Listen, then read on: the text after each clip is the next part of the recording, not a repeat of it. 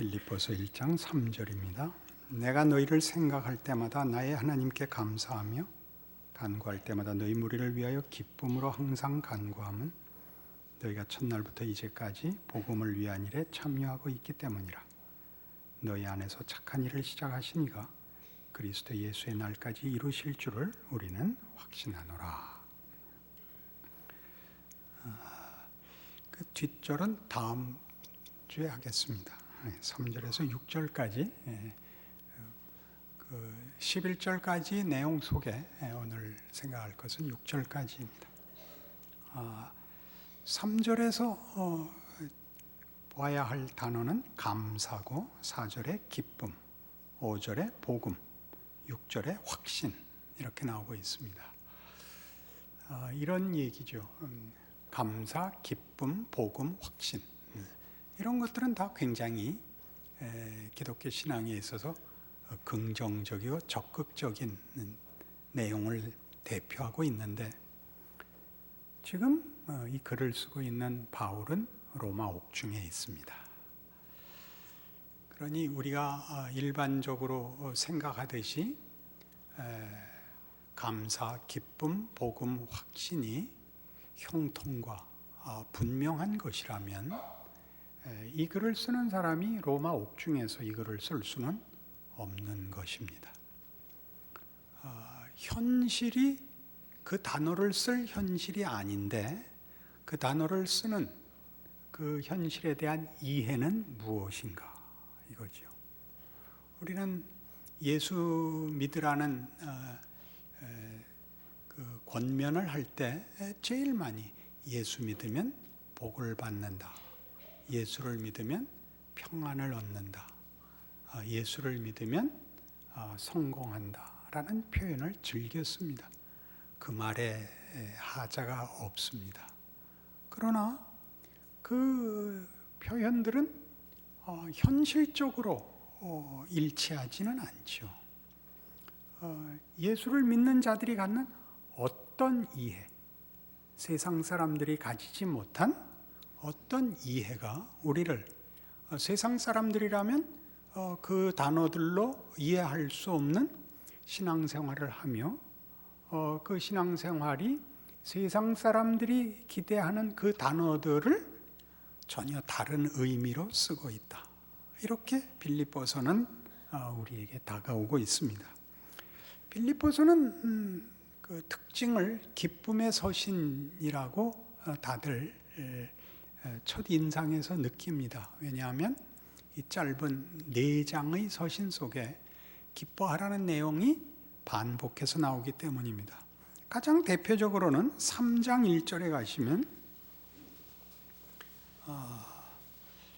3장 1절 끝으로 나의 형제들아 주 안에서 기뻐하라.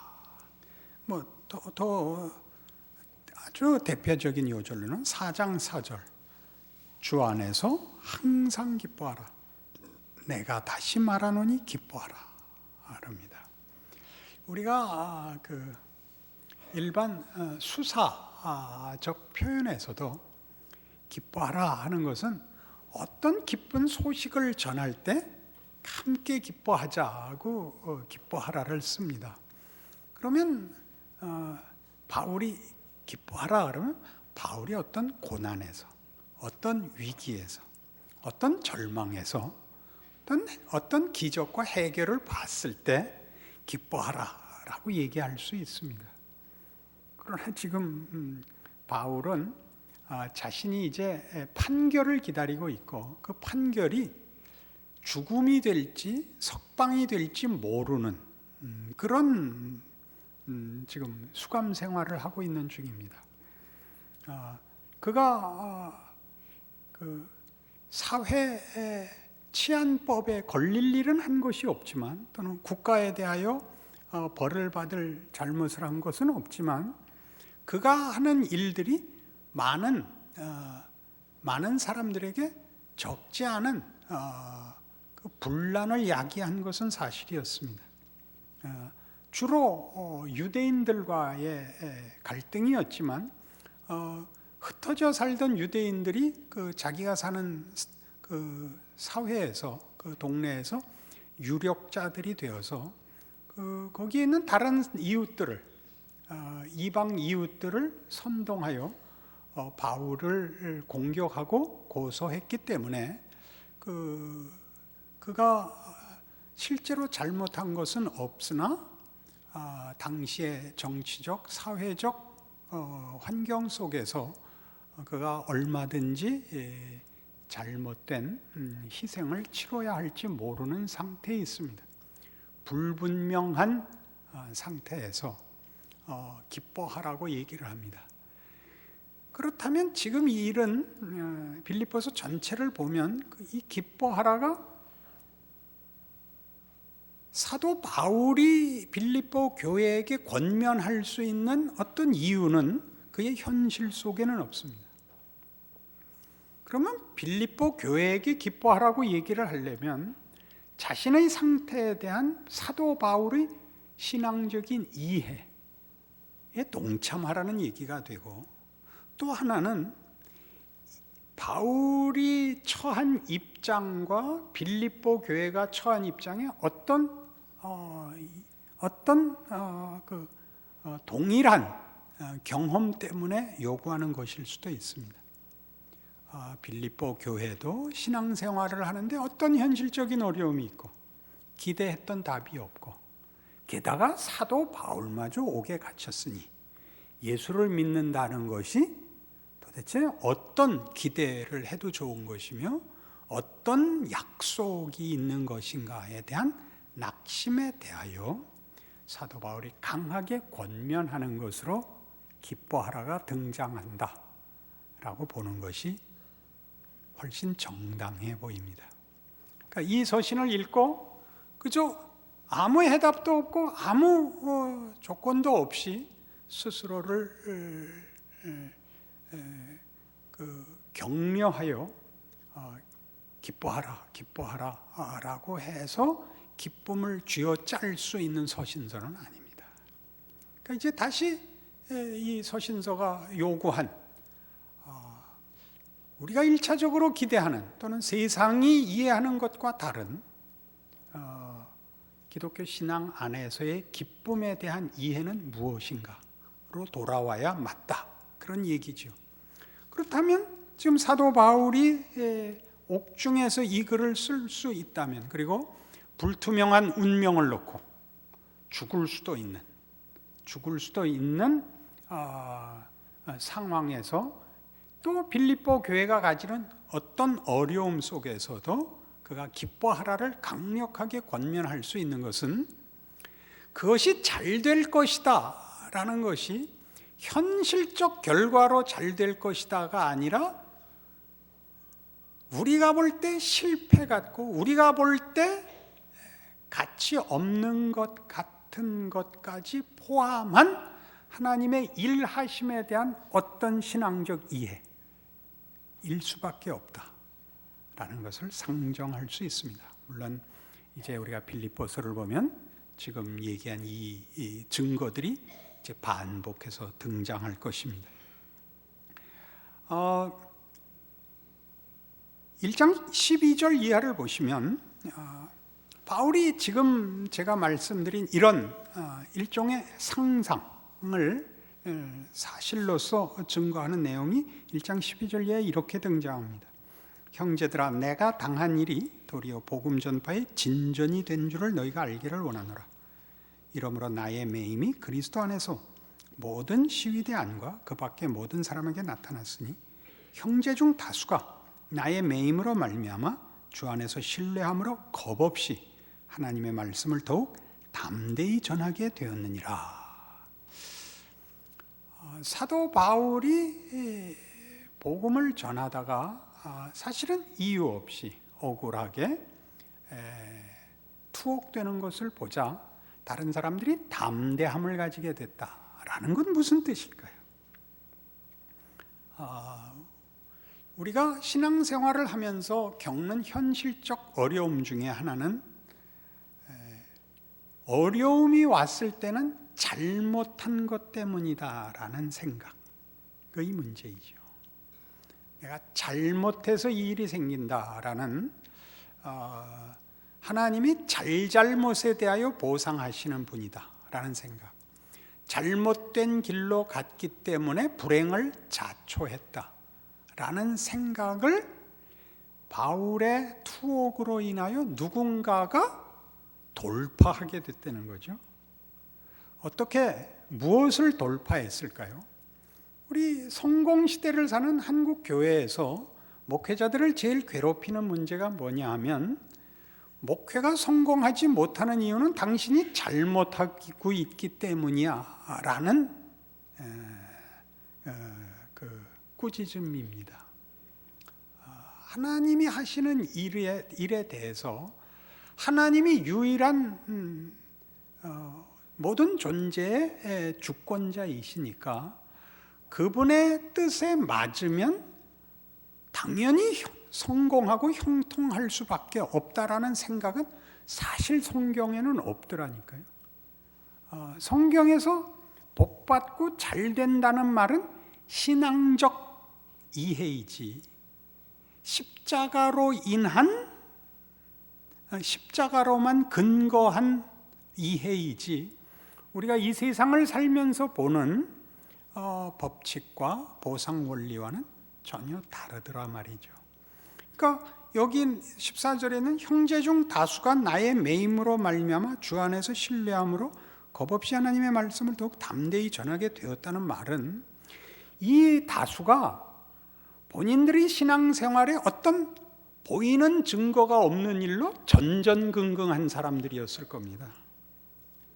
내가 정당하다면 신자된 인생이 믿지 않았을 때와 전혀 달라야 된다 라는 식의 이 시험을 받고 있었던 사람들, 내가 잘못한 것이 아닐까, 내가 무엇을 틀렸기에 내 신앙 인생은 이렇게 어려울까 라고 생각했던 사람들이, 바울은 진짜거든요.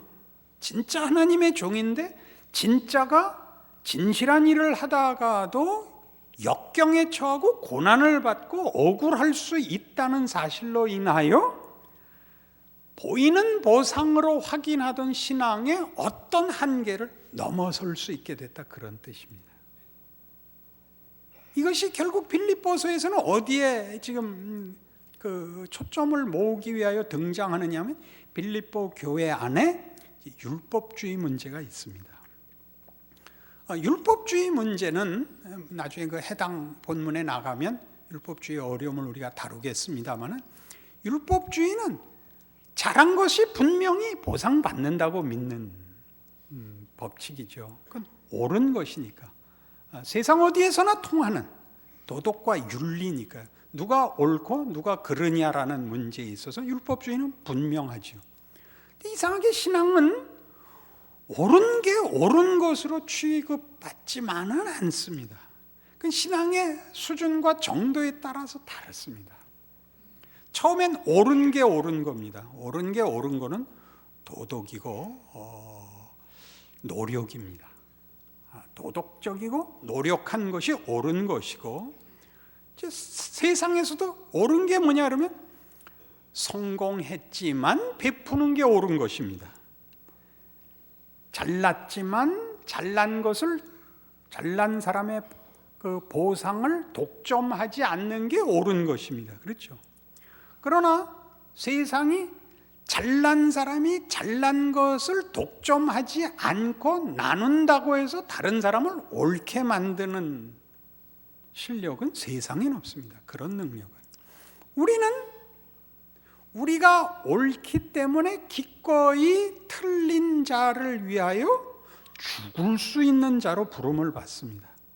우리의 옳음은 상대방과 비교하여 내가 얼마나 바르냐, 능력 있느냐의 문제가 아니라, 어떻게 내가 아니었으면 죽어버릴 수밖에 없고 바보가 될 수밖에 없는 자를 끌어안아 보호하느냐, 내가 대신 칼을 맞느냐라는 것으로 진전되는 것을 봅니다. 그러니까 신앙의 과정 속에서 옳다는 문제는 여러 번의 변신을 합니다. 여러 번의 변신. 큰 소리를 치고 분명했던 옳음으로부터 무엇이 맞는가 고민하는 오름, 욥이 그 길을 걷지요. 친구들이 와서 대적할 때 내가 잘못한 것이 있다면 내가 달게 벌을 받겠다.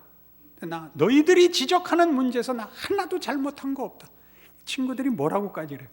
말을 곧다우로 하는 것만 봐도 넌 틀렸다. 그러나 욥기에서 다루고 싶은 것은 겸손의 문제가 아니라 옳고 그른 문제가 1차적인 관심사거든요. 욥과 세 친구의 싸움에서 왜 옳은데 보상을 받지 못할 뿐만 아니라 거꾸로 고난을 감수해야 되느냐.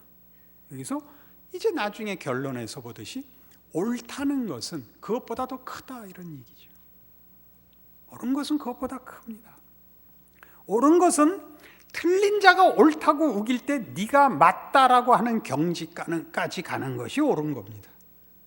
내가 맞다. 예수님의 죽으심을 보십시오. 네가 유대인의 왕이냐? 그렇다. 인자가 영광 중에 오는 것을 너희가 볼 것이다. 그러나 그들의 손에 잡혀 죽는 것입니다. 그들이 옳은 것으로 드러나죠. 그들이 법을 쥐고 있고 판결하는 자로서 예수님의 죽으심은 당시의 정치, 사회적 윤리, 판단 속에서 죄인입니다. 그래서 십자가에 죽죠. 죄인으로 처형이 됩니다. 그걸 감수하시는 겁니다. 얼마나 이 문제가 큰가를 생각해 보십시오. 빌립보 교회 안에 일어나고 있는 여러 어려움 중에 지금 최고의 어려움이 뭐냐? 이 빌립보서 전체의 주요한 그 관심사가 뭐냐? 저들이 당하는 신앙상의 혼란입니다. 무엇이 옳은가? 무엇이 진정한 신앙인가? 왜요? 현실이 보상해 주지 않으니까. 게다가 그들을 예수 믿게 한 빌립보 교회를 세운 하나님의 종이 잡힙니다. 아마 그 가장 깊은 속까지 떨렸을 겁니다. 구약에 나타난 표현으로 하면 뭐였죠 그게? 바람에 흔들리는 삼림같이 그랬던 것으로 기억합니다. 옛날 기억으로는 선풍기 앞에 휘날리는 머리카락같이, 그땐 그렇게 예전에 예를 든 적이 있는데, 송두리째 흔들립니다. 신앙이 뭐냐? 송두리째 흔들립니다. 아무리 믿어도, 아무리 진심을 바쳐도, 아무리 소원해도 답이 없으신 하나님, 그리고 무시무시한 현실, 이게 우리를 뿌리째 흔들죠. 그래서 우리는 기뻐할 수가 없습니다. 여러분 거울을 꺼내서 한번 지금 얼굴을 보시면 딱 그 얼굴이십니다. 정신이 없습니다. 거기에다 대고 하는 얘기죠. 기뻐하라. 왜? 복음이 뭐길래? 복음이 뭐길래? 그래서 6절에 나오죠. 너희 안에서 착한 일을 시작하신 이가 그리스도 예수의 날까지 이루실 줄을 우리는 확신하노라.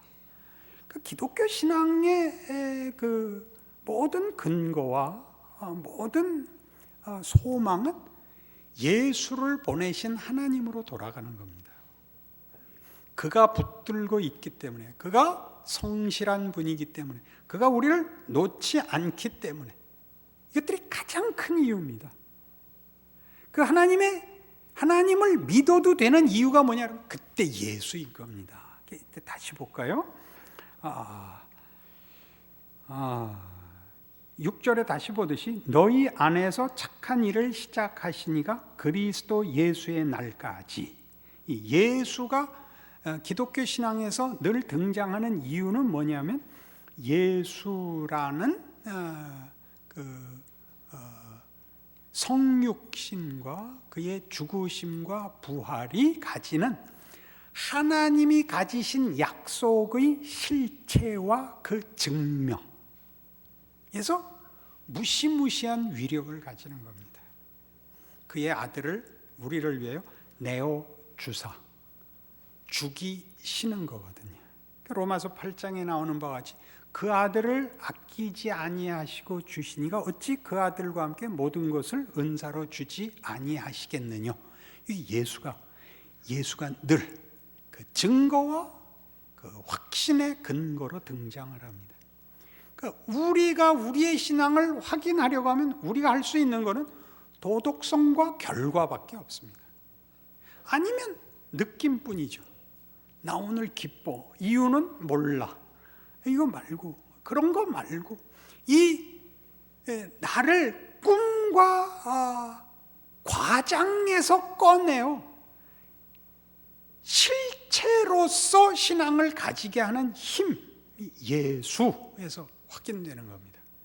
실제로 오신 예수, 우리 몸을 입으신 예수, 세리마태를 찾아가신 예수, 뽕나무에 올라간 삭개오를 부르시는 예수. 누군가 그랬대요. 삭개오야 내려와라 그러는데 그걸 잘못해서 니고데모야 이렇게 시작이 됐대요. 니고데모야 삭개오 보고 내려오라 그래라. 이 니고데모, 삭개오 이렇게 나오듯이 우리 이름을 다 붙여서 누구야? 우리 부모님, 우리 한국교회의 증인들, 이렇게 실체로서 자기의 그 자리를 하나님의 약속 속에서 살아간 이들이 우리로 하여금 우리가 지금 불안해하고 막막한 신앙의 내용들의 근거가 무엇이었는가를 확인시키는 겁니다. 그 훌륭한 누구, 순교자 누구에서 그 사람을 높이자는 것이 아니라 그 사람도 우리와 동일하게 불안했고 두려웠고 미심쩍었고 의심했을 나날들을 무엇으로 견뎠을 것이냐? 그들의 영혼의 닻이 예수 그리스도에게 내려져 있었기 때문에 라는 걸 확인하죠. 그래서 우리 모두가 빌립보서라는 것을 쓰는 이유와 그것을 받아야 되는 빌립보 교회 교인들의 당시 정황이 우리와 동일하지 않습니까? 사도 바울에 의하여 그들이 기뻐하라를 권면받고 그 기쁨을 미리 땡겨서 쓸 수 있는 사도 바울의 신앙이라는 것은 바로 이 현실로 일어나는 것이 전부가 아니고 그 현실을 극복하여 이해하는 진정한 하나님의 일하심에 대한 이해, 복음의 능력에 관한 싸움이다 그거죠. 에베소서 3장에 가시면 에베소 3장 1절 이하에 에베소 교회에 보내는 편지엔 이런 식의 표현이 있습니다. 이거 다 오늘 빌립보 교회에 보내는 편지와 흡사한 근거와 내용입니다. 이러므로 그리스도 예수의 일로 너희 이방인을 위하여 갇힌 자 된 나 바울이 말하거니와 너희를 위하여 내게 주신 하나님의 그 은혜의 경륜을 너희가 들었을 터이라. 곧 계시로 내게 비밀을 알게 하신 것은 내가 먼저 간단히 기록함과 같으니 그것을 읽으면 내가 그리스도의 비밀을 깨달은 것을 너희가 알 수 있으리라. 이제 그의 거룩한 사도들과 선지자들에게 성령으로 나타내신 것 같이 다른 세대에서는 사람의 아들들에게 알리지 아니하셨으니 이는 이방인들이 복음으로 말미암아 그리스도 예수 안에서 함께 상속자가 되고 함께 지체가 되고 함께 약속에 참여하는 자가 됨이라. 이 복음을 위하여 그의 능력이 역사하시는 대로 내게 주신 하나님의 은혜의 선물을 따라 내가 일꾼이 되었노라. 모든 성도 중에 지극히 작은 자보다 더 작은 나에게 이 은혜를 주신 것은 측량할 수 없는 그리스도의 풍성함을 이방인에게 전하게 하시고 영원부터 만물을 창조하신 하나님 속에 감추어졌던 비밀의 경륜이 어떠한 것을 드러내게 하려 하심이라. 이는 이제 교회로 말미암아 하늘에 있는 통치자들과 권세들에게 하나님의 각종 지혜를 알게 하려 하심이니 곧 영원부터 우리 주 그리스도 예수 안에서 예정하신 뜻대로 하신 것이라. 우리가 그 안에서 그를 믿음으로 말미암아 담대함과 확신을 가지고 하나님께 나아감을 얻느니라. 그러므로 너희에게 구하노니 너희를 위한 나의 여러 환난에 대하여 낙심하지 말라. 이는 너희의 영광이니라. 무슨 얘기를 하죠? 예수로 인한 이방인의 구원, 아니 예수로 인한 전 인류의 구원, 예수로 말미암는 교회의 설립. 교회란 뭐라 그랬죠? 조직이기 이전에, 기구이기 이전에 하나님이 예수로 말미암아 불러내신 하나님의 백성들을 일컫는 명칭, 예수 그리스도와 묶여 있다는 뜻에서 부르는 호칭, 구약에서 민족으로 구별하여 이스라엘이라고 불렸던 하나님의 백성의 신약적 호칭, 예수 그리스도로 불러내어 그리스도와 묶고 하나님의 약속을 이루시고야마는 그의 백성들의 호칭, 교회입니다. 예수죠. 예수죠. 그래서 하나님이 이 일을 예수 안에서 확인시키셨고, 예수 안에서 근거하셨고, 예수로 증거하셨기 때문에 우리는 두려워할 것이 없다. 그러니까 13절, 그러므로 너희에게 구하노니 너희를 위한 나의 여러 환난에 대하여 낙심하지 말라. 이는 너희의 영광이니라. 이게 말이 되는 거예요. 걱정하지 마라가 아니라 이는 너희의 영광이니라.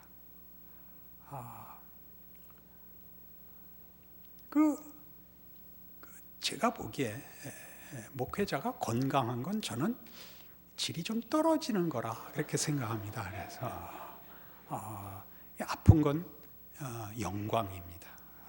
세상의 공격을 온몸으로 받고 있다는 표입니다. 멀쩡하면 수상하다. 이거 알아듣기를 바랍니다.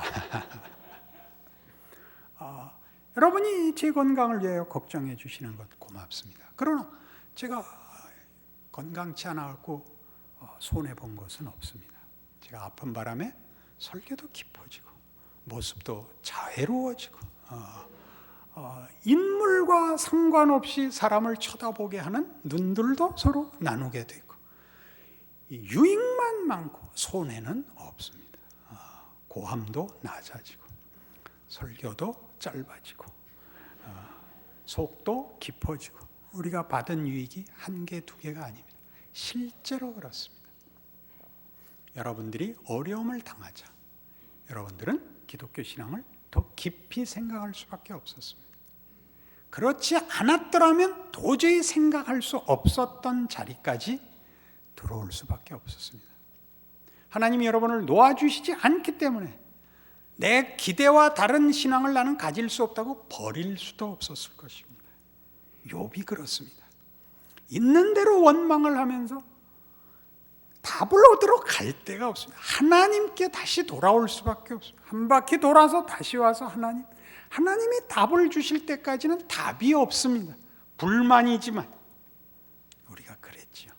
어려운 바람에 세 친구들은 나아진 것이 없고 유익을 얻은 것이 없고 욥은 세 친구의 비난과 오해로 인하여 3배 늘고 또 나중에 엘리후 때문에 또 거기에 또 따블로 늘어서 하나님을 만나 거기에 따따블이 되어서 훌륭한 자리까지 인도함을 받습니다. 하나님의 일하심에 대해서 우리는 원망할 것도 사실은 불만일 것도 없다. 그것이 성경이 가르쳐주고 싶은 것이죠. 그래서 우리가 신앙 공동체로 살면서 또는 현실에 묶인 한 사회인으로서 우리가 당하는 모든 답답한 일에 대하여 낙심할 일에 대하여 우리가 절망할 필요가 없다는 것을 발견합니다. 믿음의 공동체 안에서 일어나는 가장 큰 답답함은 서로 분명하기를 바라는 것입니다. 그건 다른 문제입니다. 하나님께서 한 사람을 신앙의 어떤 자리에까지 인도하시는 과정은 다 다릅니다. 1, 2, 3, 4, 5, 6, 7, 8 이렇게 오지 않습니다. 그것은 순서가 다 다르게 오고 관심이 다 다르게 와서 결국은 어디로 오느냐면 예수 안에서로 다 묶으십니다.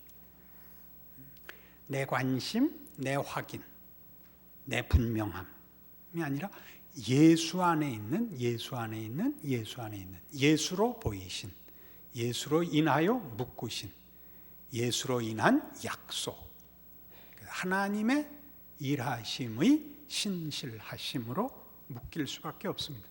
그것은 믿는 자들끼리만의 문제가 아니라 교회를 다스리실 뿐만 아니라 우주와 역사의 주인이신 하나님임을 기억할 때 우리의 나라, 현실, 시대, 사회, 이 모든 것에 대하여 바로 이 믿음을 가지셔야만 우리에게 기쁨이 있습니다.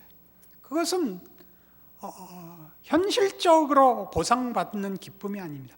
땀나고 아슬아슬하고 두렵지만 내가 나 하나의 힘으로 나를 붙들고 있는 존재도 아니며 세상이 나의 필요를 채우거나 세상에 우리가 빌어야 되는 존재가 아니라는 기쁨이 그때 우리 속에 확인됩니다. 세상에 빌지 않아도 된다는 건 얼마나 놀라운 것입니까? 나태하게 살아도 된다, 무책임하게 살아도 된다는 뜻이 아닌 것 알죠? 세상에 빌지 않아도 됩니다. 얼마나 다양한 일입니까? 믿는 과정과 관심이 서로 다르지만 결국은 예수 안에 있는 무한하심, 무한한 진리, 무한한 생명, 무한한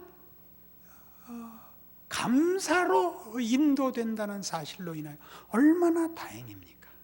얼마나 모두가 새삼스럽고 모두에 대하여 경의를 표하게 되고 우리의 인생 자체에 대하여 믿음의 눈을 가지고 넉넉한 마음을 비로소 가질 수 있게 됩니다. 그것이 바울이 말하는 기쁨입니다. 그것이 감사요, 그것이 그의 확신이요, 그것이 복음의 무시무시한 하나님의 힘입니다. 여러분의 신앙이 바로 이런 근거 위에 있는 것을 이해하셔서 확신하셔서 여러분의 삶과 여러분의 믿음과 여러분의 현실을 예수 안에 있는 하나님의 힘에 묶으시는 승리와 기쁨과 감사가 넘치는 인생이 되기를 바랍니다. 기도하십시다. 하나님 아버지 은혜를 감사합니다. 하나님을 아버지라 부르며 우리를 위하여 그 아들을 내어주신 하나님의 사랑을 받았는데 더 이상 무엇을 빌 필요가 있겠습니까? 감사할 뿐입니다. 우리의 연약한 것을 고백합니다. 믿음 없는 것을 고백합니다. 붙들어 주시옵소서. 예수 안에 있는 사랑과 예수를 보내사 우리를 붙드신 능력을 깨닫게 하셔서 우리의 현실과 우리의 인생과 우리의 믿음의 과정을 순종과 확신으로 돌파하게 하여 주시옵소서. 서로 붙들고 격려하며 세상을 향하여 기도하는 자리에 있을지언정 무릎 꿇는 일 없도록 붙들어 주시옵소서. 예수님 이름으로 기도합니다.